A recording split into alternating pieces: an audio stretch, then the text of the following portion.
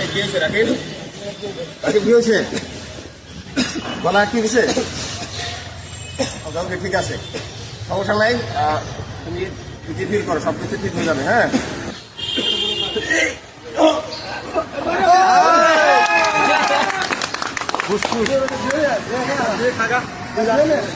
আসলে এটা আমাদের একটা অভিনয়ের মতো ছিল, কেননা এটা জাস্ট আমাদের শিখে রাখা দরকার। বাস্তবিক লাইফে অনেকেই আমরা এরকম পরিস্থিতির সম্মুখীন হই, সেটা যখন কোনো কিছু খাইতে যায় অনেক সময় গলা আটকে যায়। বিশেষ করে শিশু বাচ্চা যারা, তাদের দেখা যায় তারা বুঝে না বুঝে অনেক কিছু মুখে দিয়ে ফেলে এবং গলা আটকে যায়।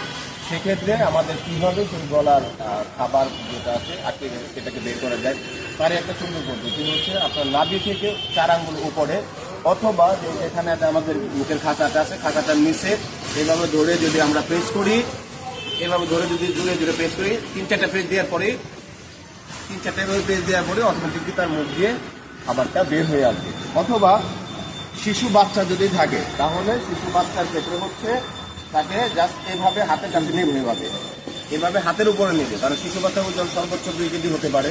নেওয়ার পরে হাতের এই তালুর এই অংশটা দিয়ে আমরা পিঠের মধ্যে জাস্ট এই যে 2 যে হাতের এটা মাঝখানে এখানে 2 থেকে 3টা এভাবে থাপড় দিলে অটোমেটিকলি পড়ে যাবে।